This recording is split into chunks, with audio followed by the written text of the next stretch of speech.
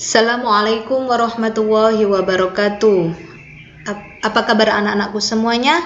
Semoga kalian dalam keadaan sehat dan selalu dalam lindungan Allah Subhanahu wa taala. Kalau pertemuan kemarin kita membahas tentang Jabariyah dan Qadariyah, pertemuan hari ini kita akan membahas Mu'tazilah.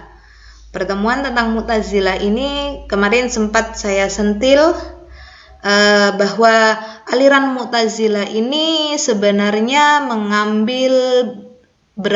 bibit-bibitnya berawal dari Qadariyah itu menurut Amin. Apa dan bagaimana Mu'tazilah itu akan saya uraikan berikut ini. Sebelumnya saya awali dengan istilah Mu'tazilah. Istilah Mu'tazilah itu ada yang berpendapat dipopulerkan oleh dua kejadian. Kejadian pertama, istilah Mu'tazilah itu muncul akibat dari respon politik murni yang terjadi masa Ali bin Abu Thalib. Pada saat itu terjadinya tahkim, perang saudara antara si Ali dan Umayyah yang didukung oleh Aisyah pada waktu itu. Kemudian terbelahlah kelompok-kelompok umat Islam pada waktu itu. Salah satunya adalah kelompok Mu'tazilah yang mengatakan bahwa golongan ini sebagai orang yang netral politik, yang tidak mendukung kepada Ali dan juga tidak mendukung kepada Muawiyah. Istilah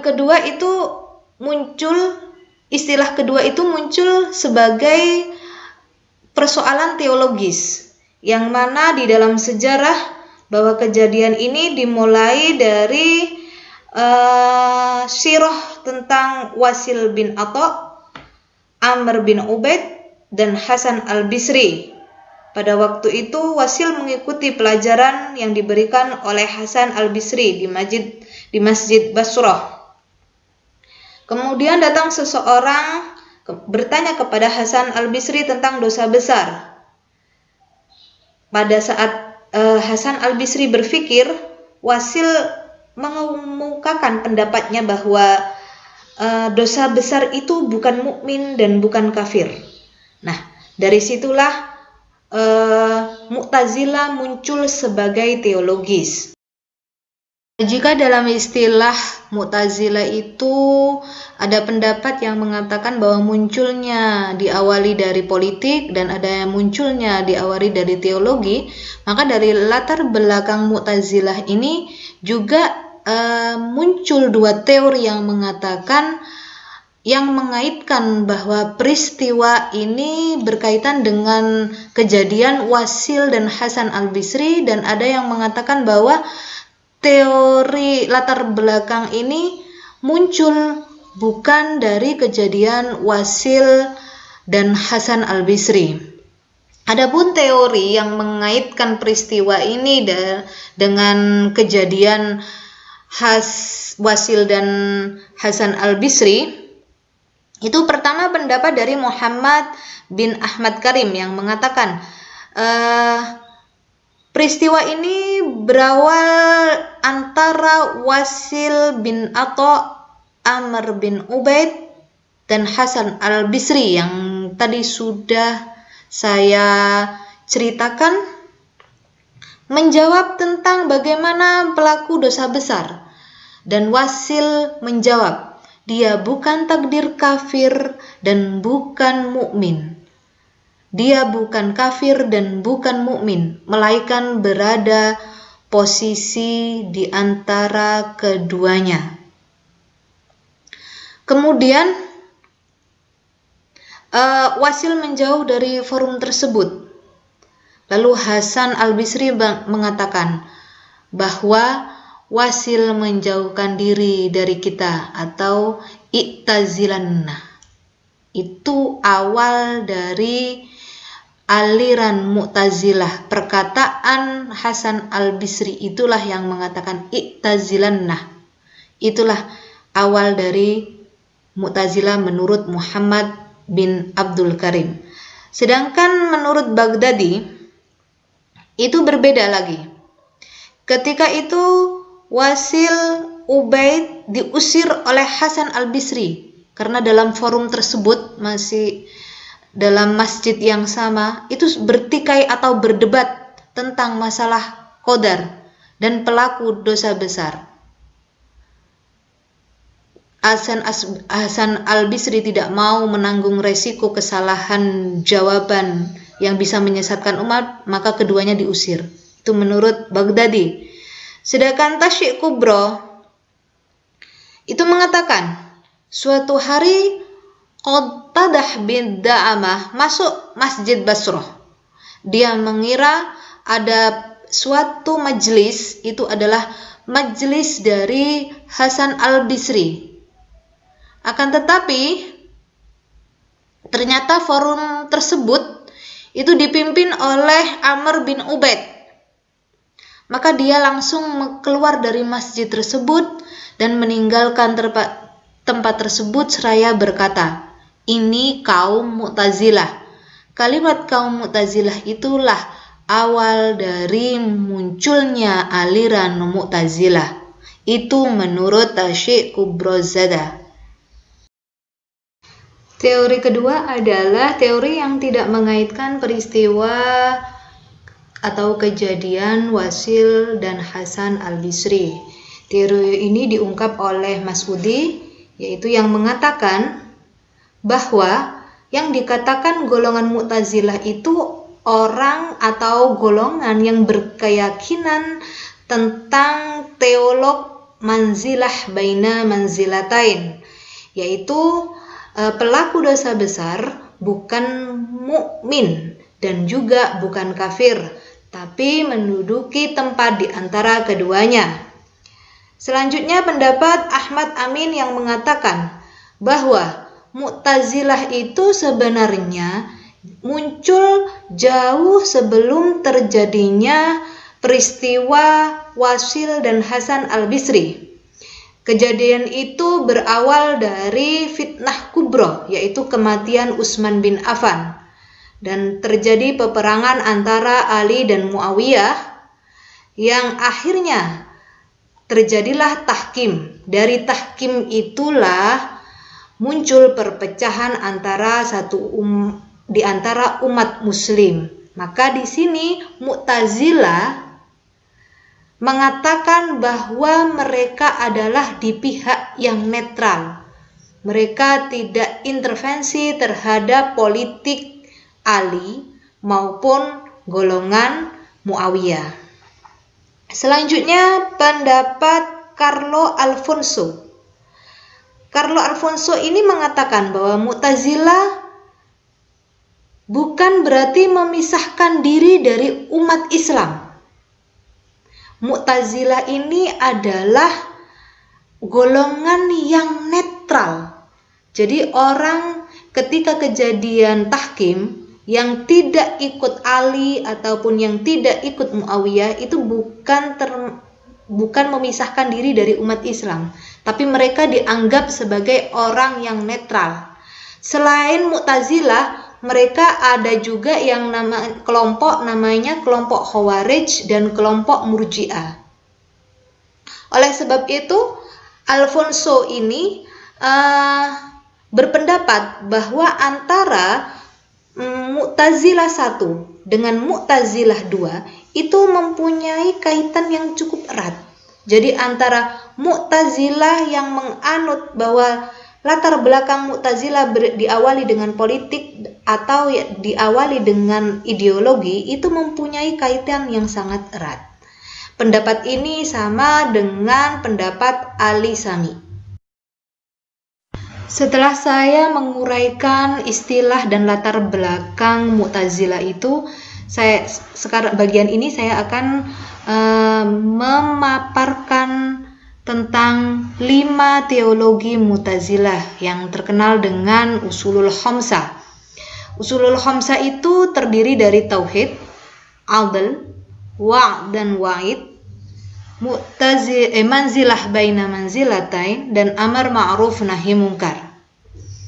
Lalu apa yang dimaksud tauhid di dalam menurut golongan orang-orang Mu'tazilah itu? Tauhid Menurut orang-orang Mu'tazilah itu dikatakan memurnikan keesaan Tuhan. Bahwa Tuhan itu tidak tajassum dan Tuhan dapat dilihat dengan mata kepala ketika di akhirat nanti. Yang dimaksud dengan memurnikan keesaan Tuhan itu bahwa Tuhan itu sebenarnya tidak memiliki sifat-sifat.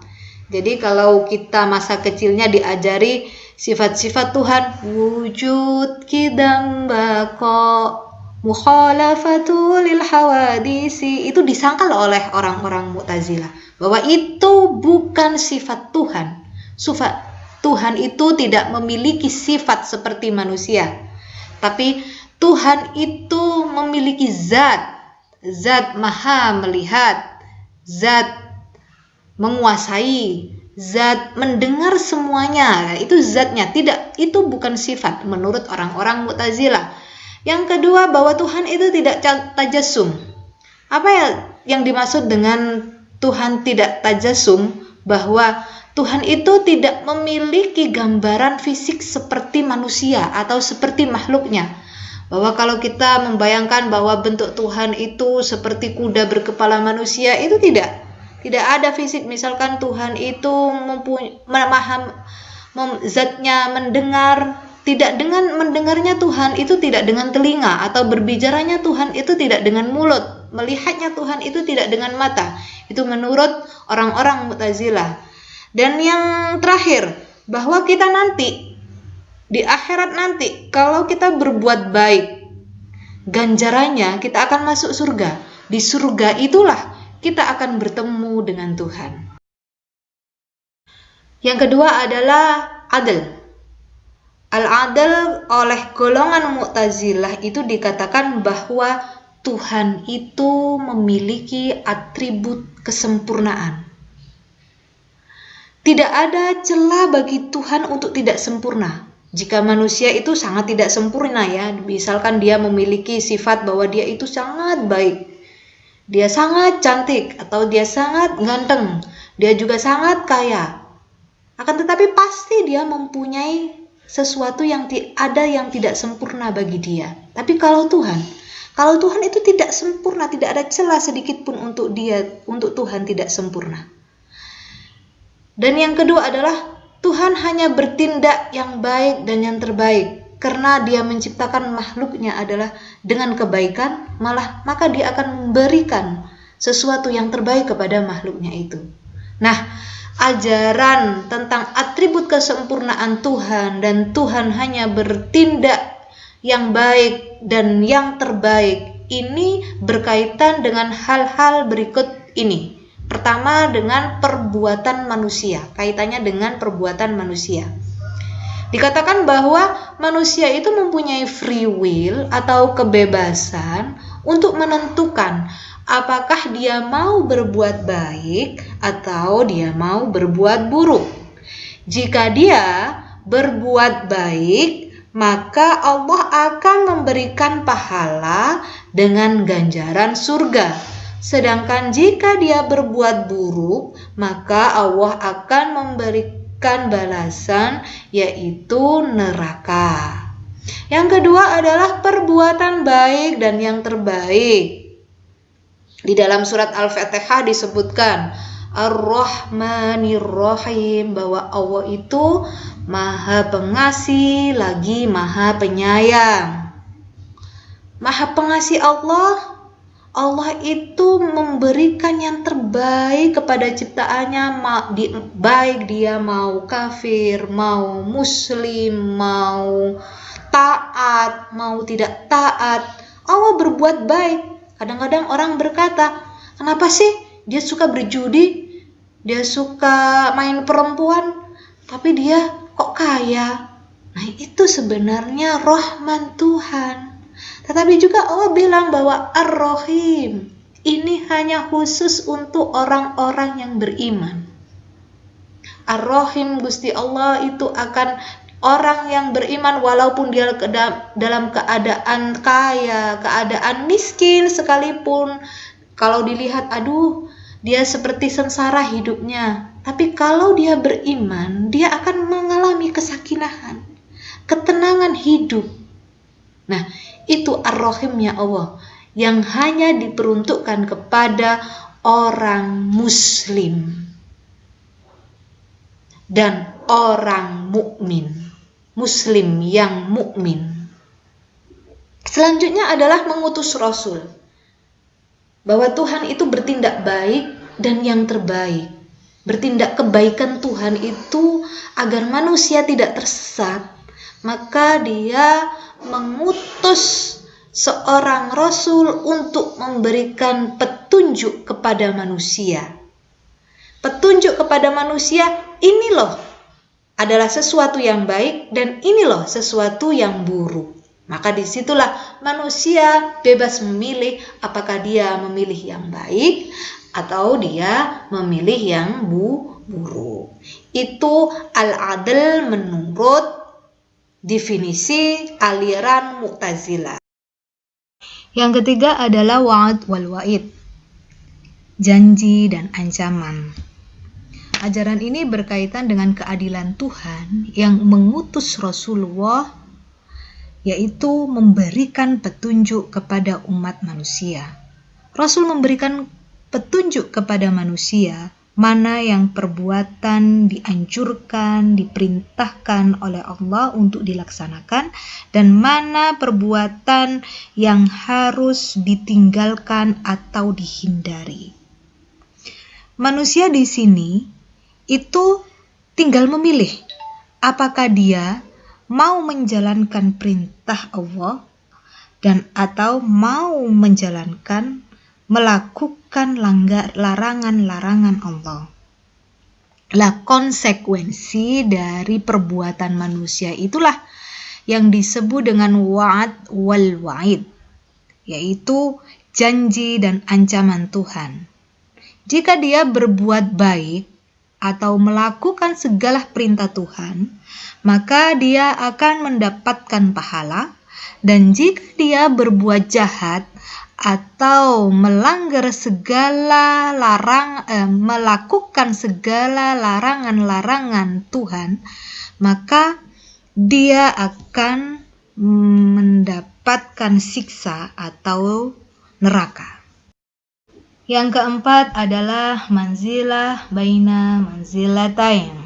Pelaku dosa besar bukan dikatakan kafir dan bukan dikatakan muslim. Pelaku dosa besar secara mutlak tidak bisa dikatakan sebagai muslim. Kenapa? Karena walaupun dia beriman, tapi dia masih melakukan larangan-larangan Tuhan. Begitupun tidak bisa dikatakan kafir, karena walaupun melakukan larangan-larangan Tuhan, dia masih sangat percaya kepada Tuhan dan Rasul-Nya, dan dia juga masih berbuat baik. Maka aliran Mu'tazilah itu mengatakan bahwa golongan manzilah baina manzilatain ini termasuk golongan fasik, di mana dia akan masuk neraka, akan tetapi mendapat siksaan yang ringan. Sedangkan orang yang muslim atau mukmin itu akan masuk surga, dan yang orang kafir itu akan masuk neraka. Yang terakhir adalah amar ma'ruf nahi mungkar. Ajaran ini menekankan konsekuensi logis dari keimanan seseorang. Jadi, ketika seseorang sudah mengatakan bahwa saya beriman kepada Allah, maka dia harus membuktikan. Dengan cara apa? Yaitu pertama, melakukan semua perintah Allah dan menjauhi larangannya. Tidak hanya itu saja, dia pun harus menyuruh kepada orang lain untuk berbuat baik dan mencegah dari kejahatan. Ini saja dari saya tentang materi ilmu kalam yang membahas aliran Mu'tazilah. Sekian, wassalamualaikum warahmatullahi wabarakatuh.